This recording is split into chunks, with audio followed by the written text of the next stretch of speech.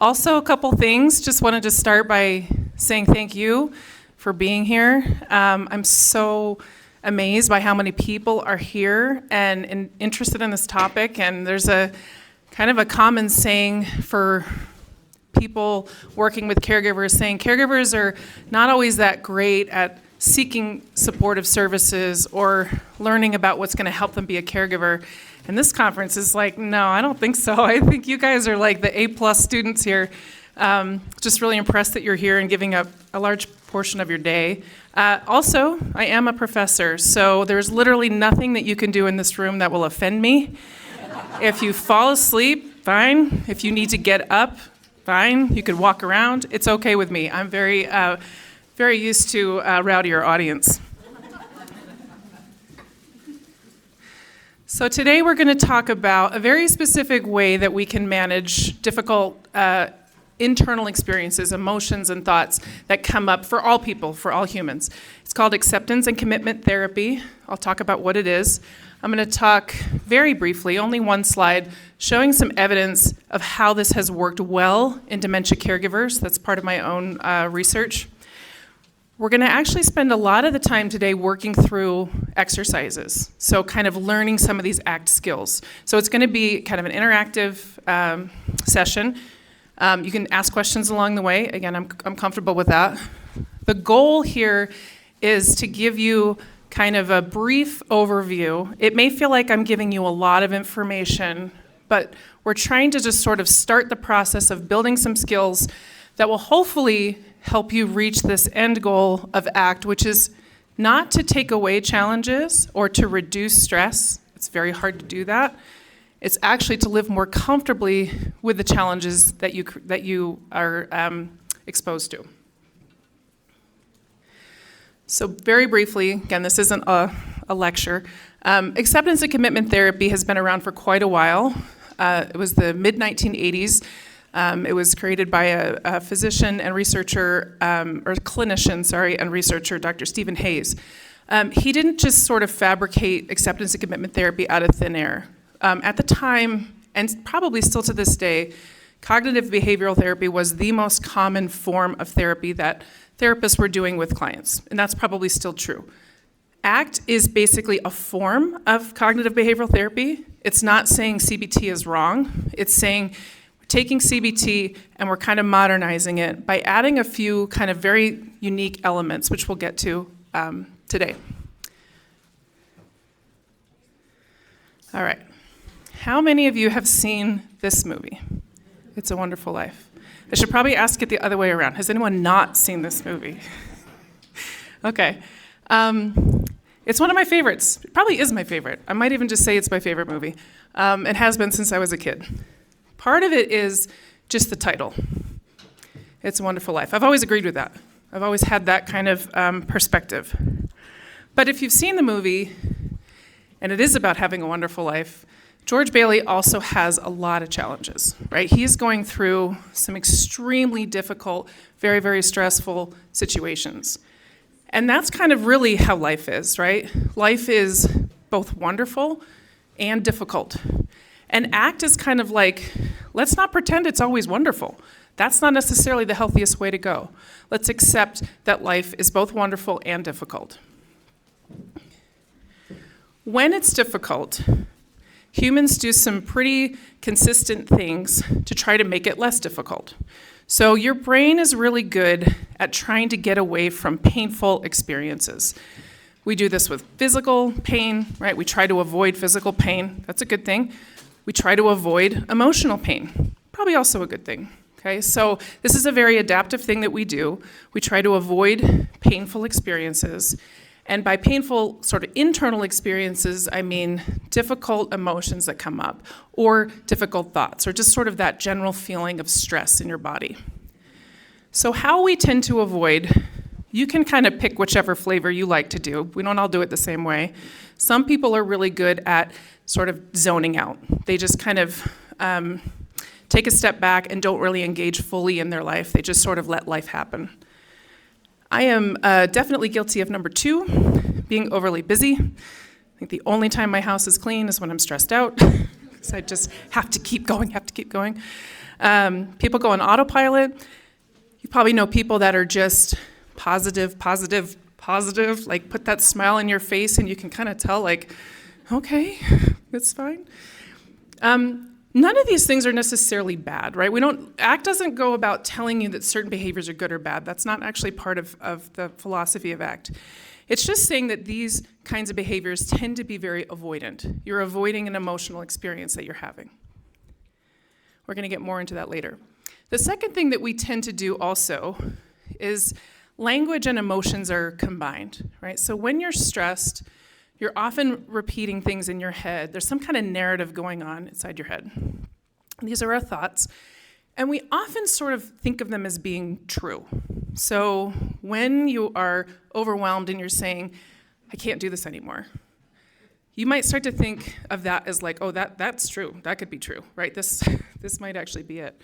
I mean, logically, you know, I'm probably going to keep going. But emotionally, you sort of start to hook onto that as being like a true statement. These are common things people will say, right? I'm not cut out for this.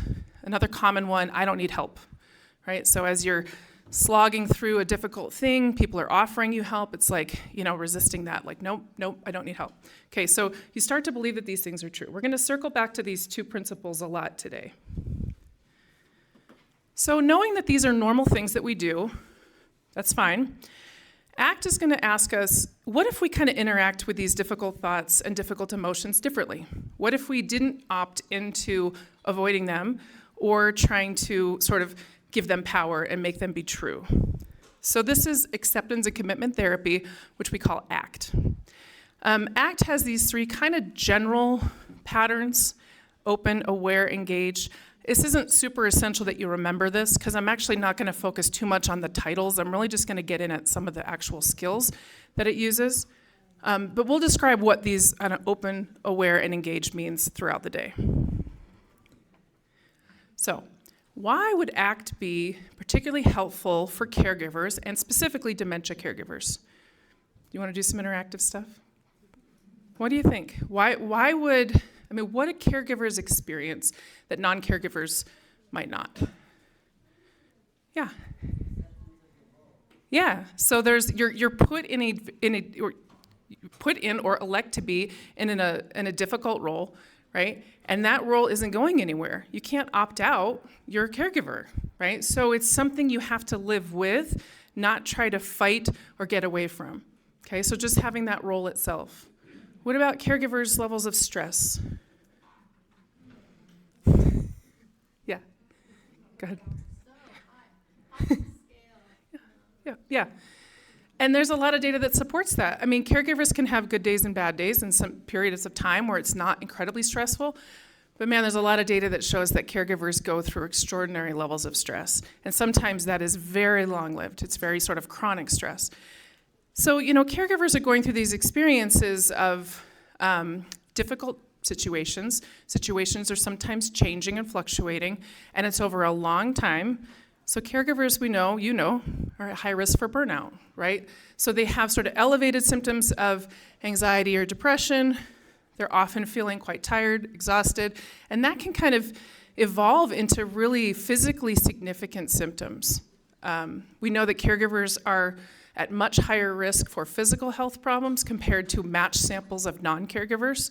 And the mechanism is likely that we think it's the stress that they're experiencing. Caregivers are also often finding it hard to take care of themselves. So you've been to lots of different presentations today and worked with a lot of the vendors that are here, and they're trying to sort of offer the suggestion that you can take care of yourself, right? You should take care of yourself. You have to prioritize yourself. But again, caregivers are kind of focusing on the care needs and all the other needs in their family, and they're less likely to do self-care. So this is some of the data that has come out of our first study. There's something kind of interesting about ACT. It's typically done with a therapist. So if you were to go on Google and look up therapy and looked up acceptance and commitment therapy, you'd find tons of people in Utah that are doing ACT. And you go to their clinic and you're doing face-to-face therapy. My colleague Mike Levin at USU, he was actually trained by Stephen Hayes, the original sort of ACT creator. And Mike kind of thought, a lot of these activities can be done on a computer. We don't really need somebody in the room. It's helpful, obviously, to have somebody to listen to and things like that, but a lot of the ACT skill building can be done online and self-guided. You don't need a therapist there. So Mike had created ACT programs for people in general online. I actually heard Mike present about these ACT programs probably about 10 years ago and thought, man, this would be perfect for caregivers. It's hard for them to leave their house, right? They often have really busy schedules. Hard for them to prioritize, making an appointment and then getting to that appointment. And if they're caring for someone with dementia, finding supervision for that person. And then also it's just ACT is really well equipped to help people manage stress that they can't get away from. It's a stress they have to learn to live with. So these kind of light bulbs went off, and I talked to Mike. So we took his online program and we adapted it for caregivers. We didn't really adapt the ACT skills too much. We just made a lot of the examples and activities that are involved in this caregiver specific. So giving examples of caregiver stress, for example. So this was our first study. We assessed these kinds of caregiver outcomes, things that we were hoping that would improve from caregivers using the program. And we measured them pre-test, which is before they had the ACT intervention. Then they participated in these 10 sessions at their own pace. Then we had them come back, what we're calling post-test, and then 4 weeks follow-up. So 4 weeks later, we wanted to see if any improvements, if they had any, were they sustained over time. This was really exciting. We're looking at this and we're like, wow, like everything got better, everything that we assessed, right? So their levels of depressive symptoms improved, they went down. Their reactions over stressful behaviors, so when their loved one would have some kind of like aggression or agitation, their response to that was actually getting sort of less reactive. They were less distressed by those. Their overall quality of life improved. Their feeling of sort of being overwhelmed or burdened from their role went down, and they felt more positive about their role. And statistically speaking, all of those are sustained over time. So even if you see a little tiny dip, let's say in positive feelings towards care, we're still showing that the final endpoint was still much better than when they started. So basically, this was our first piece of evidence that ACT in a caregiver situation was pretty effective. And since then, we've actually launched a much larger clinical trial. We've actually reduced the sessions to 6. Some of our caregivers said that 10 was a little long. So we reduced it and we did another trial. And this time we did it with 150 people. The results are just coming in, but they're also showing identical kinds of outcomes. In that study, we also compared people to a control group, those that were not receiving ACT, and they were much, much better than the control group. So there's a lot of evidence here that this approach is working, which is great. There's also evidence, I think, that it works online and self-guided, which means we can scale this up to a lot more people, which is exciting. So what we're really here for is building some ACT skills. So we're going to do that together. So this first question to you, I want you to think about, don't shout it out, just think in your head, which of these things do you have the most control over? How you feel, how you think, like the thoughts that come into your head, how you act, the outcomes of your actions, which would be like whether or not something was successful or unsuccessful, other people's feelings, what other people think of you, or what other people do, like their behaviors. Okay, I'm going to advance the slide. How many said that? Okay. I like to say there's no right or wrong answers, but that is the right answer. Here's why. Some of you probably selected how I think or how I feel, because those are common responses. A lot of people respond that way. Most people will say it's pretty difficult to control other people's feelings, control what other people think of you. I mean, you try, you put on a good face, but can't really control that. What other people do, those are difficult. It's also a little difficult to, get the success that you want all the time, despite all the effort you're putting in. Sometimes you just don't get the outcome that you wanted. So most people settle on these 3. So how I feel. You have some control over how you feel. There are ways that we can kind of train our brain to foster certain kinds of emotions more than others. So for somebody, let's say, that tends to be kind of pessimistic, they can probably do some work to try to change it so they're not feeling quite so pessimistic all the time. How you think, so the thoughts that pop into your head. Again, maybe a little bit of control over that. Try not to think, evil thoughts or something like that. But for the most part, thoughts come and go. Sometimes really weird ones come in my head. That's maybe too personal, but some things and you're like, where did that come from? That was weird. We don't have so much control over when they pop up or what they're saying. And so really how we act is the thing that we have the most control over, right? How we respond to a given situation. Cell phones go off in my class all the time. I'm fine with it. Okay, so we're going to come back to this in a second too. Okay, hang on to that for a second. Which characteristic from this list, there's a lot more obviously we could have used, but which characteristic do you value the most? And by value, I mean like you really love it when you see this characteristic in other people, or you're really proud of yourself when you see it in yourself. So it's just something, we'd love to be all those things, but the one that kind of pops up for you is being like the most important. Hang on to it. We're going to do a little game with that. You just chose a characteristic or an adjective. We're going to change that adjective into an adverb. Sometimes it's as simple as adding ly, but I didn't want to get into all the nuances of the English language with you, so I helped you out. So here is your characteristic or your adjective, and then you have the adverb that corresponds with that. So what I want you to do is try to remember that adverb. It's not a memory test. It's only one slide from now. It's going to come back, and you'll be reminded, right? But what's your favorite adverb, basically? I want you to pick an action that you do regularly.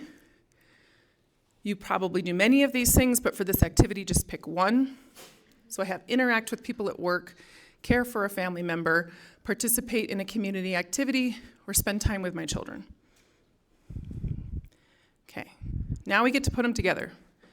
I want you to think about the action that you chose and the adverb that you love. And how can you link those two things together? So I'll give you a personal example. I picked spend time with my children as my action, and I picked compassion or compassionately as my adverb. I really like it when I see people that are compassionate, and I really like it when I'm compassionate, so that's why that was my favorite adverb, although I did like a lot of those other ones. So how can I spend time with my children compassionately? This is where you can help me out. I have a 9-year-old boy, I have a 14-year-old boy, and I have a 15-year-old girl.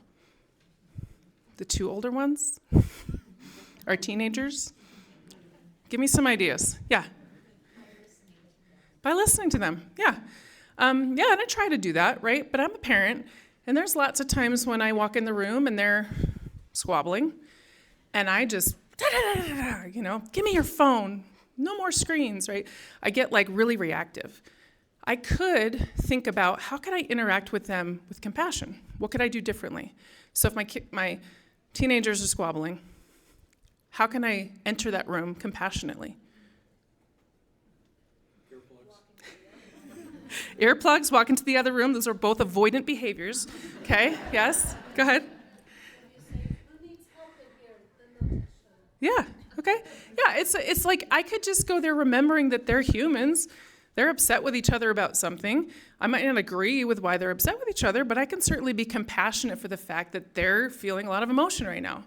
So, listening might be an option. Sometimes it doesn't have to be even in a situation where they're fighting. I pick my 9-year-old up from school.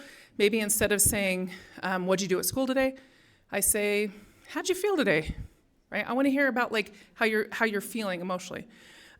So those are some examples, but I want you to think about your example. So you chose an action and you chose an adverb, and I want you to think about some ways in which you think you could integrate that adverb into that action.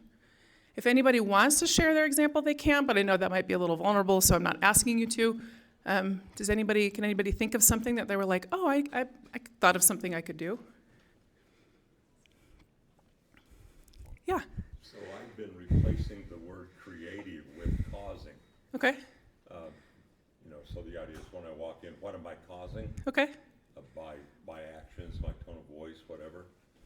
So because creative to me says I got to invent something that isn't. Yeah. But being able to consciously choose what I cause to come about has helped me. Yeah. I hope it helps my beautiful wife. Yeah, no, I think that's a great example, right? It's thinking of like being purposeful in your behavior. So your behavior can just be your behavior, or it can be your behavior with a purpose behind it, to try to not cause harm, to try to help a situation, or to try to behave in alignment with your values. We'll do a couple more examples too, but we'll keep thinking. So this is where we start to get back to this list. The way that we can control, or the thing we have the most control over, is our actions. And so how we do that is to act in ways that are in alignment with our values. It's going to come up a lot. So this is our first lesson. And this is a big one. So ACT is trying to teach us to act in ways in aligned with our values. And again, by values, we're not meaning necessarily political or religious values. We're thinking about characteristics or the way we want to live our life. So the way to do that is to identify characteristics in other people or in yourself that you really appreciate, and then try to embed that into your daily activities. So here's some more examples. Maybe you chose care for my loved one, and you like it when people are patient, and you like it when yourself is patient, right? So that might mean when they're asking questions repeatedly, we take a pause, we listen, we say, I know this is getting repetitive and maybe frustrating for me, but I really value being patient, and that's who I'm going to be right now. If you want to interact with people at work kindly, this can come up in a lot of ways. This might be, maybe you're a customer service person and you get people calling who are just angry at you all the time. And you do want to just say like, do you know how hard I work? This is terrible. Stop treating me this way. But you think, wait a minute, I am going to respond with kindness because that's how I value, that's what I value. So, I could just walk out the door right now and be done because I've just taught you everything you need to know, right? All of us just need to behave exactly the way we want to behave all the time, and then life is great, right? Okay, exactly, live in a cave. That's hard. So what comes in the way? Like, why is it that even if we want to behave a certain way, we don't? And the most common sort of situations that come up is stress. So you might be very well-intended. My example with my kids is a good one, right? I'm generally a good listener with my kids. I'm generally, pretty compassionate with my kids. But man, when I have had a tough day and, I'm late for everything and bills to pay and blah, blah, blah, blah, blah, and they do that one little thing that, gets under my skin, I'm so much more likely to be reactive, not in the way that I'm proud of. So stress or big emotions, or sometimes these kind of narratives in our head telling us that we're not good or something like that, that's what usually keeps us from acting the way we want to behave. It's that sort of thing that just raises the threshold, makes it just a little bit harder to live the way we want to live. So, as we mentioned at the very beginning, we're very good at avoiding these difficult experiences. So negative thoughts, difficult, heavy emotions, we like to avoid them. ACT calls these away moves. If you want to just think of it as avoidance, you can think of it as avoidance, but some people feel like that has a little bit more of a negative tone, so some people would say they prefer the term away moves. I try to get away from that pain. I try to get away from that stress. So again, we talked about some of the ways that people do this. This is just a little reminder. Typical away moves would be maybe choosing to not do something that you might otherwise want to do because you think you're gonna feel bad. Like maybe it's a difficult conversation with somebody in your family.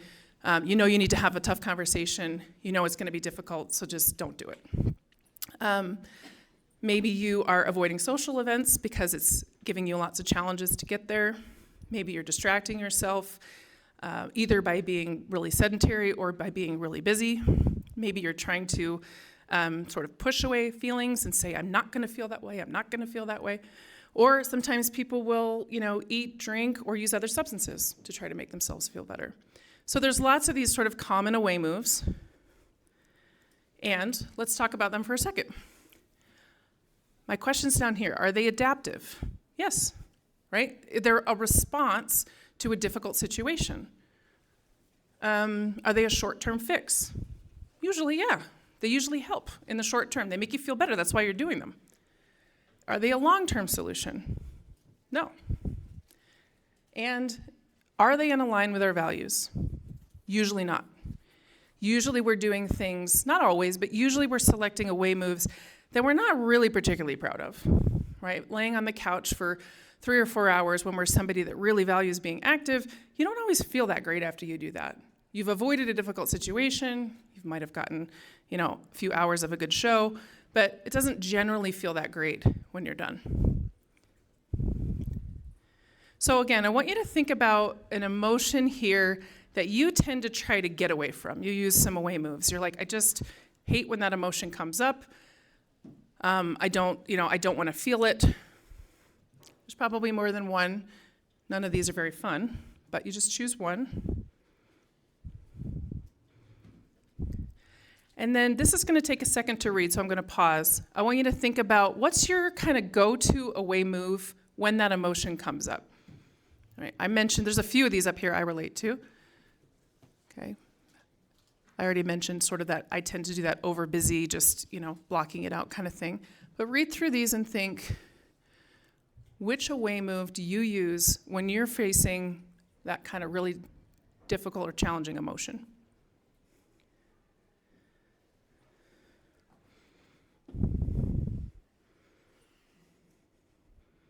Anybody want more time? Can I ask a good question? Yeah. This is a Yoda question, okay? Oh, good. So on the fifth one down, try to feel better. What is the difference of trying to feel better and actually feeling better? It would be like, do you have control over the outcome? Like, sometimes trying to feel better doesn't mean you'll necessarily feel better. It's like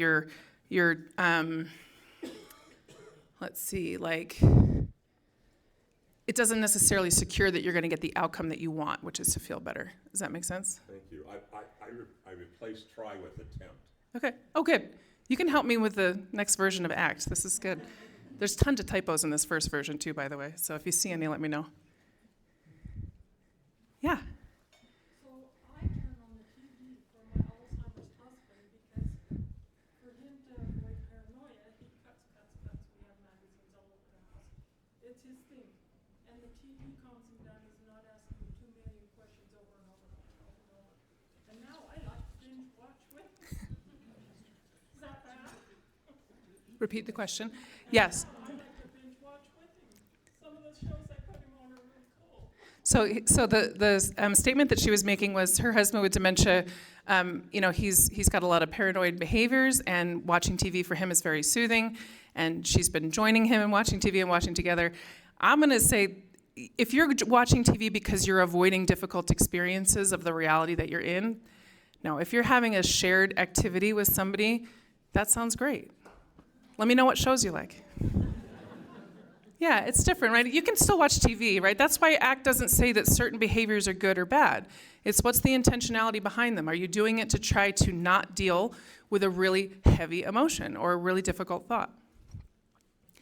So the question we have here is, does that away move that you do, does it make you feel better, or does it help you work to do what matters? So essentially, is it like a Band-Aid, sort of like temporary fix, or is it in alignment with your values?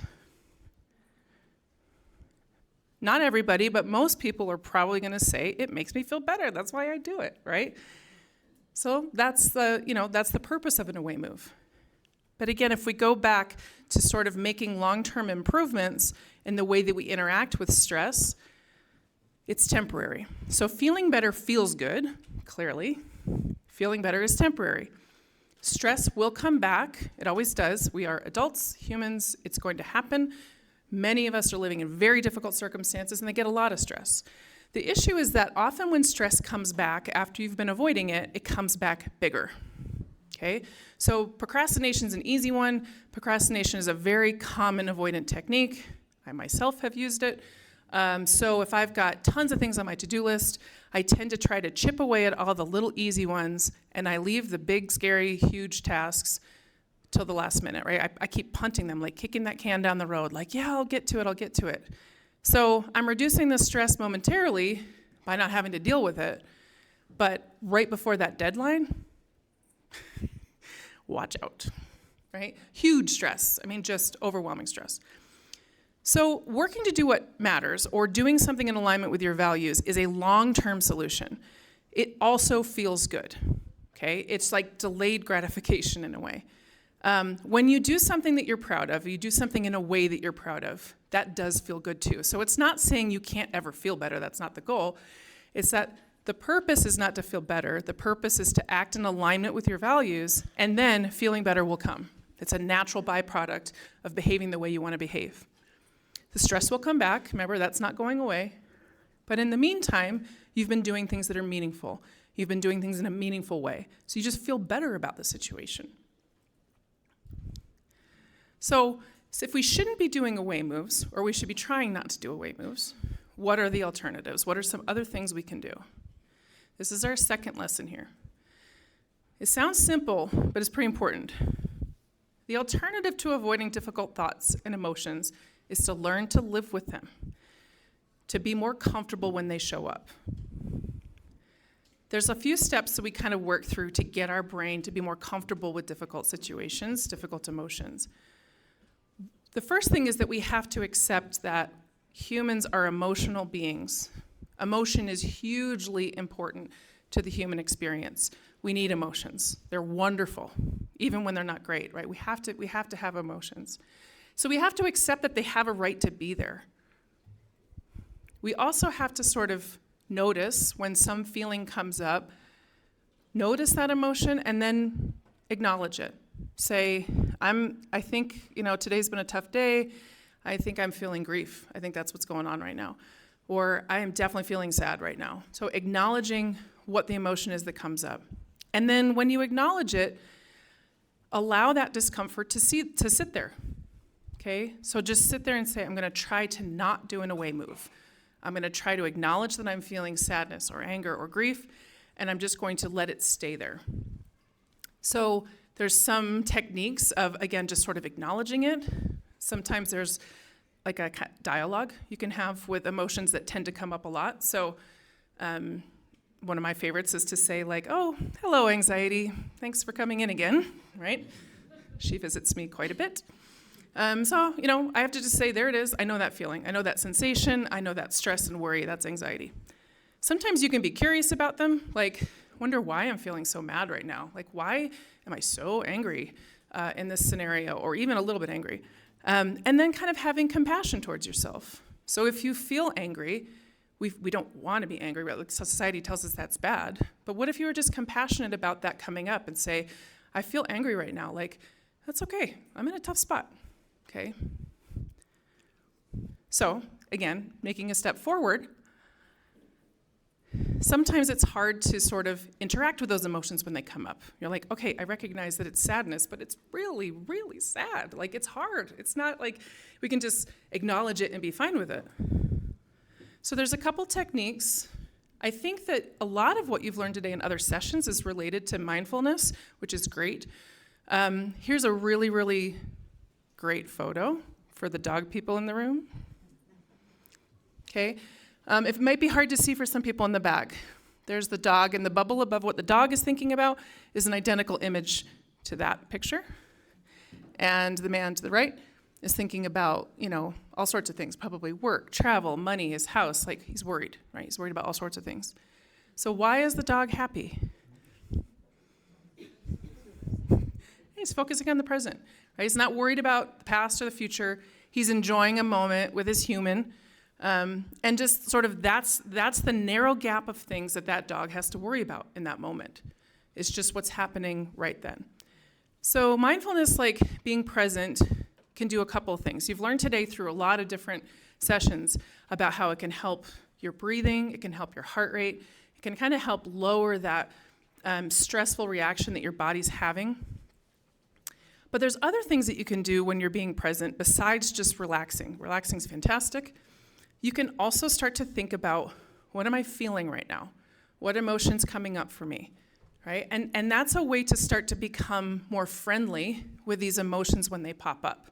So when anger comes and you're real heated and you're already storming around your house, slamming doors, I feel like I'm disclosing a lot about my personal life.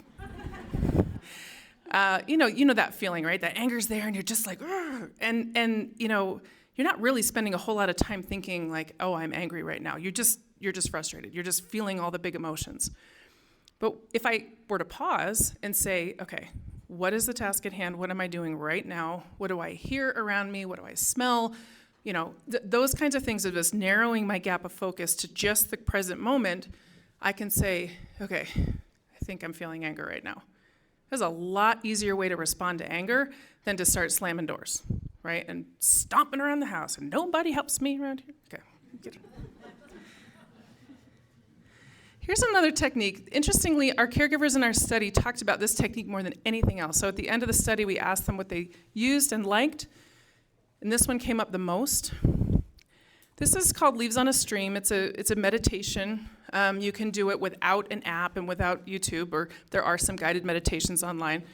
But I want you to think about that emotion that you thought of before, that sort of difficult emotion that pops up for you. And I want you to think about a scenario of when that comes up. Like, when do you often feel sad, or what was a moment that you felt angry, whatever it is. When did you feel guilty? And so in this guide, we're not going to do it in the room because it takes a minute, but what happens in the guided meditation is you close your eyes, you visualize a beautiful stream like this. You can think of the mountains in Utah in fall, these beautiful leaves, they're just kind of floating by slowly. And every time a leaf floats by, you put your thought or your emotion, you name it, and you put it on the leaf. So you might say, I'm feeling angry right now. I'm feeling overwhelmed right now. I'm having the thought that no one helps me in the house right now. Right? So you're not like screaming at the leaves. You're not trying to shove the leaves down the stream. You're interacting with your thoughts and emotions pretty calmly, right? You're acknowledging them, you're putting them on a leaf, and you're kind of letting them float away. And you only really need to do this for like 30 seconds or more, or so, could be even shorter, where you start to realize like, okay, those thoughts that I'm having are just thoughts. They don't control me, they're not true, I don't have to believe them. It's just the experience I'm having in the moment. And then those thoughts and emotions have a lot less control over you when they're on that leaf and they're kind of floating by. So you're not avoiding them, right? You're just sort of interacting with them in an easier way. Okay, so that's our third lesson. Being present allows us to notice thoughts as just thoughts, or emotions as, like things that are not necessarily in control of us.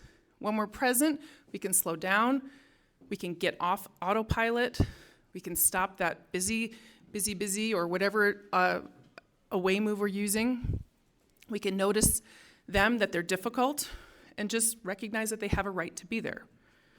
Sometimes you also think about what other things you notice. Sometimes your mind will wander and you say like, oh, I really like that painting in my house. Or, I'm noticing how nice my kitchen smells. I mean, sometimes pleasant things will come up too. And those are also great, right? We want to recognize those things too. So you can act in ways aligned with your values, even when things are difficult. Here's my last activity, and it's a good one. This is also one caregivers liked a lot. This is called changing but to an and. Lots of times we have some action that we want to take, but there's some emotion, there's some experience that we're having that's kind of preventing us from doing that. So I just threw some common things up here. I want to exercise, but I'm tired. I want to reconcile with somebody I've fought with, but that's going to be hard. I want to go out with my friends, but I'm too busy. But if we change that sentence to an and, I want to exercise and I'm tired. I want to make up with somebody I fought with and it will be hard, and so on. We start to realize that we can still behave in the ways that we want to behave, even if bigger emotions or difficult things are in the same space. We can still exercise and be tired. It's both of those things can be true. And often what happens when you accept that both of those things can be true, you go and do what it is you want to do.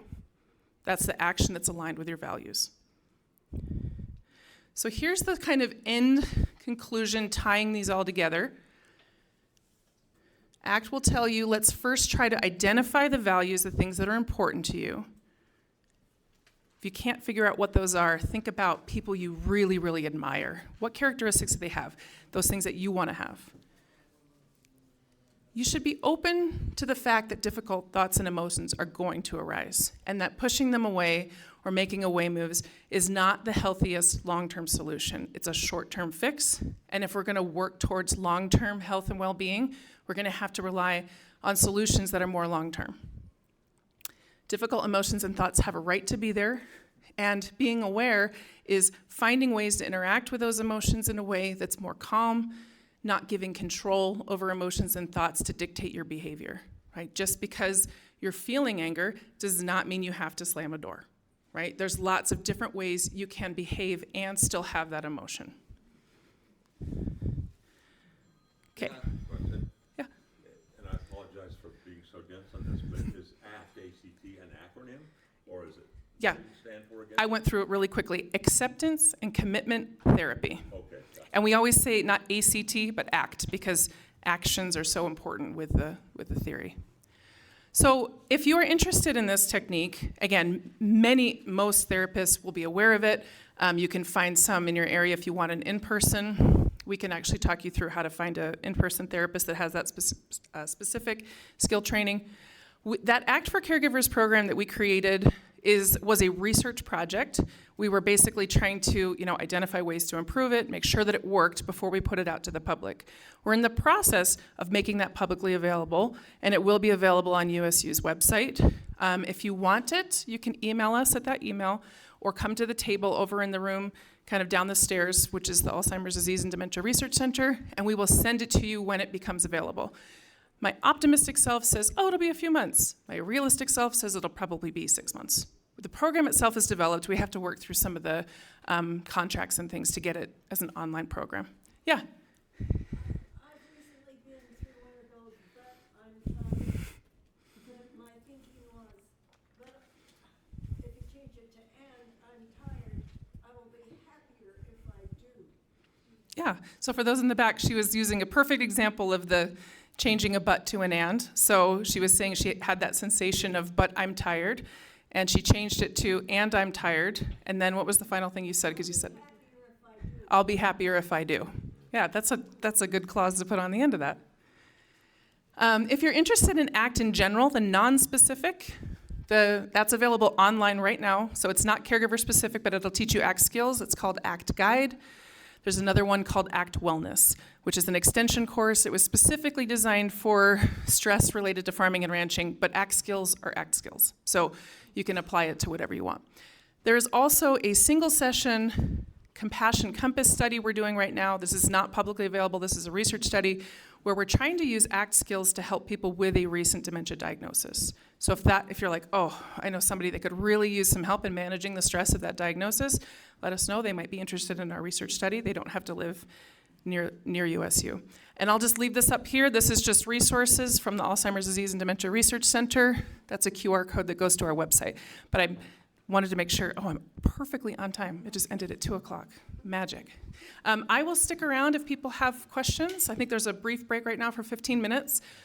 So I'll be here. And just wanted to say thank you to everybody. This was a great interactive group. I hope you learned some things. Thank you.